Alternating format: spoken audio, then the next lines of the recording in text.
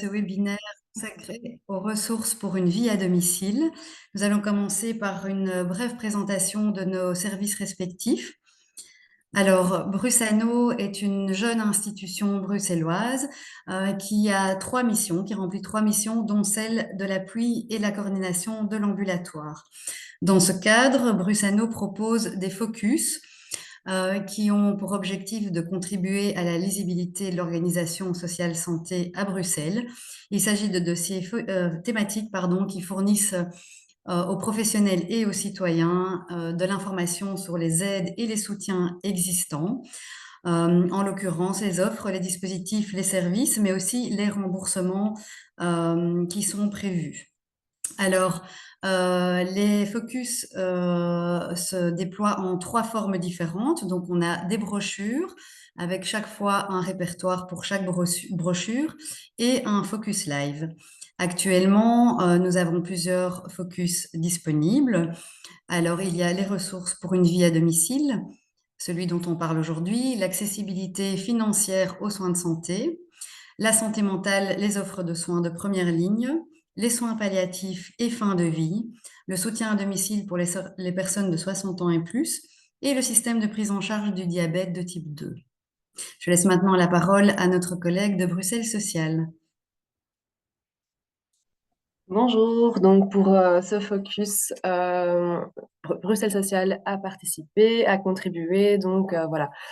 Je vais vous présenter dans les grandes lignes ce qu'est Bruxelles Social pour ceux qui ne nous connaissent pas encore. Donc nous sommes la carte sociale, le répertoire social santé le plus complet pour la région bruxelloise. Et Bruxelles Social fait partie de l'Observatoire de la santé et du social et donc de Vivalis, anciennement les services du collège réunis de la COCOM.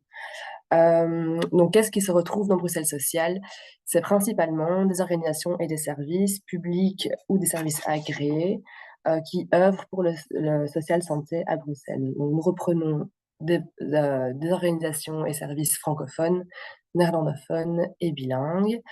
Et si une organisation ou un service n'est pas agréé, mais qu'il est reconnu par le secteur, il s'y retrouve aussi.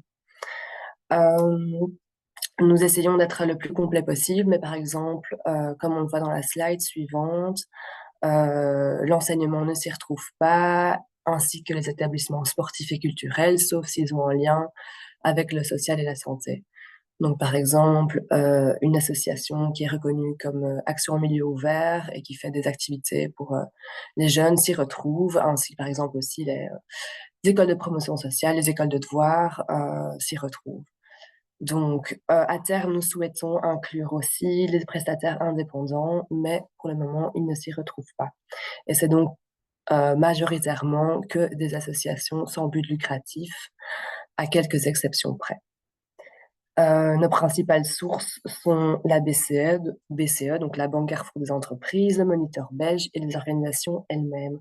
Donc, si vous ne retrouvez pas votre organisation, par exemple, ou une organisation qui pour vous est indispensable, n'hésitez pas à nous le faire savoir, comme on le verra dans la slide suivante, sur le bouton suggérer une organisation. Donc c'est pas le but de ma présentation ici de vous expliquer comment marche l'outil, mais dans l'onglet à propos de la page d'accueil, il y a plein de ressources, notamment des vidéos tutoriels, l'arborescence thématique, voilà, donc là, on a l'onglet tout à droite, pour voilà, savoir comment naviguer dans les 4000 fiches de Bruxelles Social. Et pour ce focus, Brusano vous a concocté et facilité la tâche pour retrouver toutes les aides à domicile dans les catégories de Bruxelles Social. Et donc, je vais laisser la parole à Christopher pour cela. Bonjour à tous. Avant de rentrer vraiment dans le détail, je voulais quand même juste expliquer comment on pouvait faire une recherche via le focus. Vous avez une version papier, laquelle il faudra juste scanner le QR code, mais vous avez aussi la version numérique, où laquelle il y a des liens qui sont rattachés en fait à toutes les catégories qu'on a créées pour ce focus. Il suffit soit de cliquer dessus ou alors de copier-coller le lien Internet, donc HTTPS, pour avoir accès en fait aux différentes catégories présentées dans le focus. Donc, on va passer maintenant à des exemples de situations. On avait pensé que ce serait intéressant de vous montrer des situations très diverses et variées pour essayer de couvrir tous les différents types de besoins qui pourraient être répondus, en tout cas que le focus pourrait aborder et pourrait vous donner comme piste. Ce ne sont pas des analyses de cas, donc ce sont des pistes de solutions. On insiste bien dessus parce que les professionnels, ça reste vous, donc ça reste vous aussi qui est le bénéficiaire ou le patient en question qui déterminera de ce qu'il a besoin ou pas. Mais en tout cas, ça pourrait permettre d'avoir une idée de que ce que vous pourriez trouver. Les catégories que vous voyez en bas, ce sont les catégories telles qu'elles sont reprises dans le focus. Donc voilà, si ça vous parle, il suffit de chercher aide juridique, soins dentaires dans le focus en lui-même. Donc pour la première situation, par exemple, on a un adulte qui prépare sa sortie d'hôpital suite à un grave accident au travail. Il a besoin de soins, il a besoin de soins essentiels surtout, donc par exemple des soins de pansement, soins de changer des fils, des soins de rééducation de kiné, etc. Mais aussi, monsieur présente une grande difficulté au niveau juridique, notamment suite à son accident qui a eu lieu à son lieu de travail. Et il présente également des douleurs dentaires, voilà, ce qui peut arriver. Donc, quand on lit cette situation-là en tant que professionnel, qu'est-ce qui peut se passer? On pourrait, voilà, par exemple, commencer par se tourner vers une coordination d'aide et de soins à domicile qui, elles, par exemple, vont vraiment se charger de coordonner ce que je disais tout à l'heure, les soins essentiels. Ils pourraient mettre en place de façon d'ailleurs assez rapide des soins infirmiers, des soins kinés. Et ce sont vraiment leur rôle de prendre contact avec tous ces services et de faire en sorte qu'ils arrivent le plus rapidement possible au domicile de la personne. Alors, on pourrait également, ces coordinations peuvent également mettre en place des repas à domicile, qui peut paraître comme un besoin essentiel pour une personne qui est vraiment en incapacité. Tout ça, ça peut se faire à ce niveau-là. Mais disons que, par exemple, les soins dentaires, ils ne savent pas y répondre, soit parce qu'ils n'ont pas de contact ou alors parce que c'est indisponible, peu importe. Le focus, il a également une catégorie qui pourrait répondre à cette demande-là de soins dentaires de dentistes, en fait, qui pourraient se rendre à domicile. Similairement, pour les aides juridiques, on a dans le focus des pistes qui puissent, pour que la personne puisse, ou alors le professionnel puisse appeler pour avoir des conseils d'aide juridique de première ligne, ou voire même quelqu'un qui vient à domicile pour aider la personne sur des questions juridiques. Après, il y a encore d'autres pistes qui peuvent être mises en avant. Les transports, une fois que la personne va un peu mieux, il faut réfléchir à comment est-ce qu'elle pourrait se déplacer vers des rendez-vous extérieurs, que ce soit des rendez-vous médicaux non urgents. Peut-être que vous connaissez, les mutuelles peuvent en proposer, c'est repris dans le focus, mais aussi des transports sociaux, du coup, qui transportent les personnes à des prix réduits vers des destinations qui ne sont pas forcément médicales. Donc, par exemple, on parlait de l'exemple de l'aide juridique. Bah, on pourrait tout à fait envisager que monsieur a besoin d'un appui beaucoup plus poussé, ils doivent se rendre à un service d'aide juridique, les transports sociaux pourraient l'y amener. Voilà, ça pourrait être une piste. Un autre exemple avec une autre situation et et des autres solutions qui seraient envisageables, c'est par exemple une jeune maman qui vit seule, a récemment accouché d'un petit garçon qui souffre d'une pathologie sévère. De plus, madame a également des grandes difficultés administratives ainsi que financières qui complexifient sa situation. Elle a vraiment beaucoup de mal à s'en sortir. Euh, Elle vient voir quelqu'un à sa maison médicale ou elle vient voir son assistante sociale, en tout cas pour exprimer, on est face à cette situation, qu'est-ce qu'on peut faire, comment est-ce que le focus pourrait éventuellement vous aider? Eh bien, on pourrait se dire, mais tiens, il faut essayer de soulager madame. Euh, une aide à la vie quotidienne pourrait être tout à fait envisagée. Et la manière dont cette décline, ça pourrait être des aides ménagères, ça pourrait être une aide familiale. De nouveau, vous pourrez trouver des références dans le focus qui puissent aider justement madame aux aspects de la vie quotidienne. Mais de nouveau, ça va plus loin. Il y a l'aspect financier. Beaucoup d'entre vous connaissent les CPS, certains CPS pourraient se déplacer, mais il y a encore d'autres pistes qui peuvent être envisagées à ce niveau-là. La catégorie aide financière peut donner des pistes de solutions pour aider madame euh, et l'aider dans sa difficulté financière, que ce soit par rapport à un crédit de logement, peu importe, vous pouvez des pistes en tout cas à ce niveau-là, aide administrative pareil. Et alors, mais il y a aussi le petit garçon qui est malade. Euh, il y a des aides aussi par rapport à ça qui doivent être prévues. Et ça, dans le catégorie, dans le focus, vous pourrez trouver des pistes de solutions. Vous avez peut-être entendu parler des gardes d'enfants malades. Il y a un répertoire pour comment les trouver dans le focus, mais il y a aussi d'autres solutions qui peuvent être envisagées, qui sont un peu moins connues ou moins classiques, tels que des centres qui accueillent des enfants malades pour la journée, pour au moins soulager la personne, les parents ou l'entourage en question ne serait-ce que pour le courant de la journée. Voilà, tout ça, ce sont des choses que vous pourriez retrouver dans le focus. Euh, une dernière situation qu'on voulait quand même présenter, et c'est la dernière, c'est une personne âgée en perte d'autonomie, mais qui est vraiment désireuse de rester à domicile. Les questions de maison de repos, c'est non, la famille ne le veut pas, madame ne le veut pas, et c'est très bien comme ça, mais il faut prévoir voilà, des solutions, des pistes.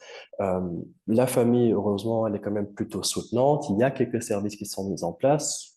Dans cette situation, on a pensé que, par exemple, une infirmière est déjà régulière et une aide ménagère est déjà sur place depuis de nombreuses années. Mais ce n'est pas suffisant et c'est notamment l'infirmière, disons, qui a mis à l'avant les, euh, les difficultés de santé et le danger de rester seule euh, pour madame. Quelles sont les pistes qui sont envisagées?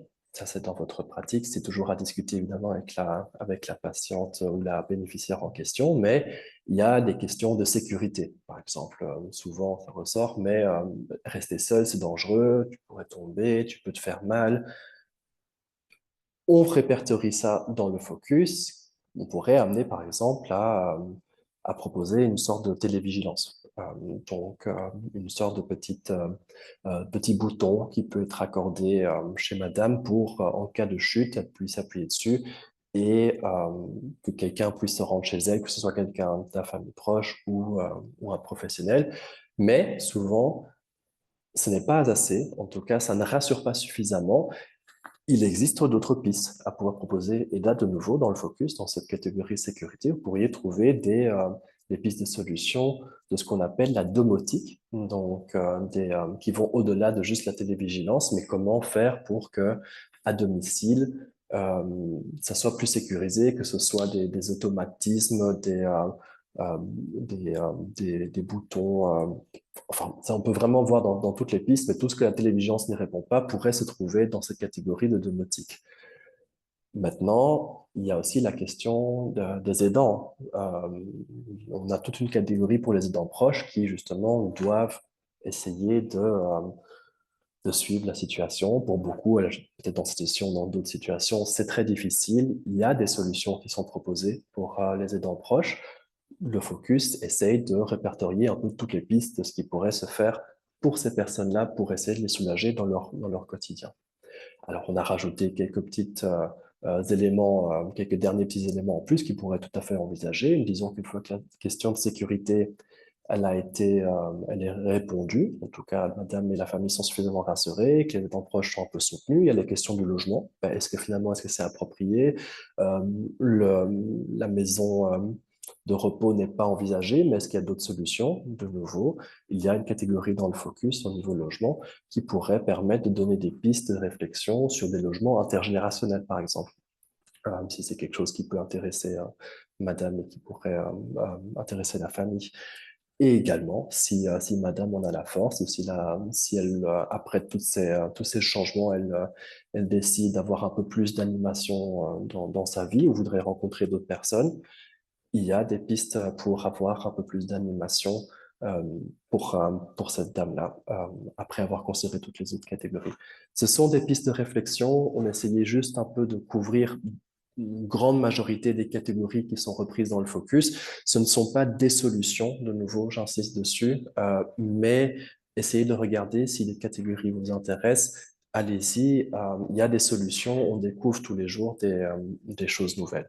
Alors aussi, si maintenant aucune de ces solutions ne répond à vos besoins, il vous est tout à fait possible d'appeler une ligne, alors soit une ligne vraiment spécialisée pour un problème très spécifique, et ça dans le focus à la fin, on reprend des lignes téléphones qui sont du coup vraiment spécialisées en termes d'aide sociale, en termes d'assuétude. Euh, Bref, on a répertorié toutes des lignes d'appel qui pourraient vraiment répondre à vos questions spécifiques.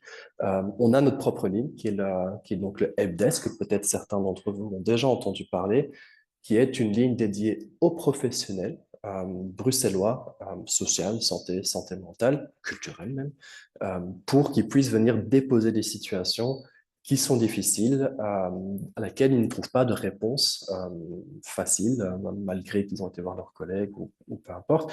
Et on peut en discuter ensemble, essayer de trouver ensemble des pistes de solutions. Donc, il ne faut pas hésiter à composer ce numéro que vous voyez affiché ou même à juste écrire un email. Le numéro est joignable de 9h à 17h et l'email et les emails sont consultés tous les jours également dans ces heures-là. Voilà, on a essayé de vraiment faire quelque chose d'un peu inspirant. On ne voulait pas juste vous montrer toute la table de matière du focus qui est donc à votre disposition. Donc, prenez le temps de regarder dedans. Et on voulait juste vous montrer un peu quel potentiel ce focus pourrait avoir en vous présentant des situations. Maintenant, si vous avez des remarques ou des questions, n'hésitez surtout pas à nous les poser maintenant. On va passer aux questions-réponses ou par la suite. Donc voilà, je vais arrêter le partage d'écran et je vais peut-être maintenant vous laisser l'occasion de poser toutes les questions et on fera le mieux pour y répondre. Merci beaucoup. Voilà, effectivement, on peut passer maintenant aux questions-réponses. Euh, alors, il y a quelqu'un qui demandait un petit rappel de ce que sont les focus. Donc, je vais peut-être brièvement rappeler effectivement cela. Donc, les focus sont des dossiers thématiques qui fournissent aux professionnels, mais aussi aux citoyens, des informations sur les aides et les soutiens existants en termes d'offres, de dispositifs et de services du social santé, ainsi que les éventuels remboursements possibles. Donc, Brusano a créé plusieurs focus. Comme je le disais tout à l'heure, il y a les ressources pour une vie à domicile, celui-ci même, l'accessibilité financière aux soins de santé, la santé mentale, les soins palliatifs et la fin de vie, le soutien à domicile pour les personnes de 60 ans et plus, et les systèmes de prise en charge du diabète de type 2. Et donc, tous ces focus sont disponibles sur le site de Brusano. Donc, on peut télécharger le focus et le répertoire y afférent. Donc, voilà peut-être pour cette première question. Il y a une autre question qui est apparue, mais je ne sais pas dans quelle mesure on pourra y répondre tout de suite. Ça demande un petit peu de technique, mais donc je vais la poser et puis peut-être qu'elle arrivera plus tard. Il y a quelqu'un qui demandait si on pouvait partager une table des matières du focus. Voilà, donc je la dépose et peut-être qu'on peut passer à une autre question pendant que mon collègue prépare le partage d'écran. Alors, il y avait une question, deux questions en fait qui se rejoignent, de savoir s'il existe le même type de dispositif en Wallonie et en Flandre. Donc, j'imagine que la question est en lien avec le focus et le site du coup. Est-ce que ça existe en Wallonie et en Flandre?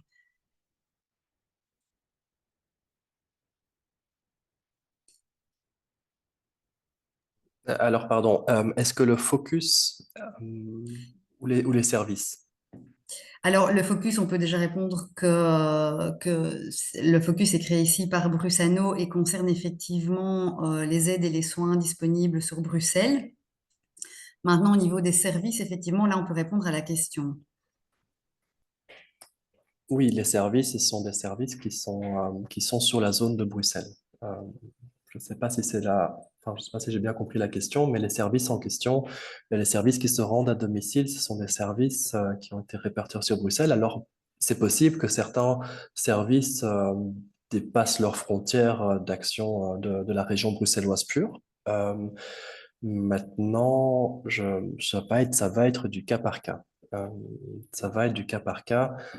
Ça dépend vraiment de la situation en question, mais ça vaut toujours la peine de, en tout cas de les contacter pour voir s'ils se déplacent ou alors de savoir en les appelant s'ils ont un homologue néerlandophone. Souvent, c'est aussi comme ça que ça se passe quand on téléphone un service et qu'ils disent non, on ne fait que Bruxelles, on fait que la région bruxelloise. Ils ont très souvent des pistes pour réorienter. Par exemple, les services de coordination d'aide et de soins à domicile, elles ne s'occupent que de la zone de la région bruxelloise. Néanmoins, il y a souvent des demandes qui sont vraiment à la frontière, comme Zaventem ou comme d'autres communes. Et à ce moment-là, ils savent généralement réorienter assez rapidement vers des services qui sont compétents sur cette zone-là. D'accord, merci Christopher. Je reviens du coup à la question de la table des matières que je vois que tu as pu partager. Donc effectivement, donc encore une fois, le focus est disponible sur le site de Brussano, mais donc ici sur l'écran, vous pouvez voir les différentes ressources existantes en termes d'aide et de soins à domicile. J'ai également une question ici pour Elisabeth, quelqu'un qui demande depuis quand existe le site de Bruxelles Social. Donc Bruxelles Social, anciennement, Bruxelles Social a été créé par la SBL CDCS, donc Centre de coordination, de documentation et de coordination sociale. Et ça, c'était dans les années 80. Et donc tout récemment, cette ASBL a été intégrée en service public. Mais Bruxelles Social, la plateforme en tant que telle qu'elle existe aujourd'hui, je ne saurais pas vous répondre car je suis là dans l'équipe depuis peu de temps. Mais je pense que peut-être s'il y en a parmi les participants qui l'utilisent, pourraient peut-être mieux répondre que moi, mais je crois que ça doit au moins exister depuis 20 ans. Mais elle a évolué, elle a eu plusieurs versions, et là, elle est d'ailleurs retravaillée dans une nouvelle version qui, on l'espère, voilà, vous sera encore plus facile à utiliser. Et je pourrais peut-être répondre précisément à cette question. Voilà, plus tard, mais en tout cas, Bruxelles Social existe depuis voilà, 40 ans, donc c'est une vieille structure, mais qui a bien évolué. J'espère que je réponds à votre question. Merci Elisabeth. J'ai ici une question d'un médecin généraliste qui explique suivre une maman solo âgée de 30 ans, qui a 4 enfants et qui a un diagnostic de cancer du sein au stade palliatif. Madame ou monsieur, pardon, demande vers quelle structure elle pourrait se tourner pour l'aider dans ses tâches quotidiennes comme les courses, le ménage, les déplacements. Oui, enfin, moi, bon, je peux répondre à cette question-là, même si je suis prudent dans les analyses de cas parce que ça demande quand même une certaine expertise sociale. Mais si elle a si elle a besoin d'aide à ce niveau-là, au niveau de son quotidien, je pense que les coordinations d'aide et de soins sont la première piste à envisager. Et d'ailleurs, il me semble que les coordinations d'aide et de soins, elles ont des obligations de prioriser les patients en statut palliatif. Par exemple, dans les questions de liste d'attente que j'avais mentionnées tout à l'heure, ça peut être un problème pour certaines situations. C'est vrai qu'on n'a pas précisé que les situations, enfin les solutions qu'on vous a données tout à l'heure, c'est sans considération du potentiel temps d'attente d'avoir un de ces services-là.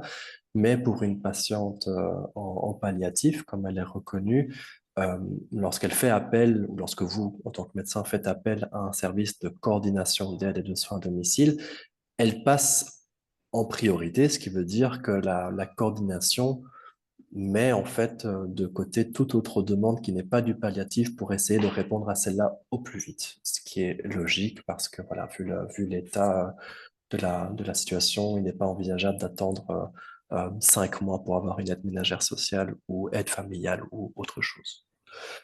Donc, je pense que c'est la première piste. Après, il y a d'autres pistes qui peuvent être envisagées. Je pense que si vous allez peut-être sur le focus du palliatif, sur le focus soutien palliatif qui peut être intéressant pour d'autres pistes, mais en tout cas pour les aides à domicile, je pense que ce serait quelque chose à envisager, surtout que la coordination de soins s'occupera tout en collaborant avec vous, médecins, de vraiment essayer de coordonner tout ça et d'organiser tout ça euh, pour pas que ça incombe la patiente ou vous-même. J'en profite pour compléter par rapport à ce cas de maman solo. Donc, dans Bruxelles Social, il y a tout un onglet monoparentalité dans les activités qui pourront peut-être venir compléter l'aide dont Christopher parle. Voilà. Une autre question peut-être. Donc, le focus concerne les ressources au domicile. Que se passe-t-il si la personne loge, par exemple, dans une habitation protégée ou une maison de repos? Oui, bah, je vais réintervenir.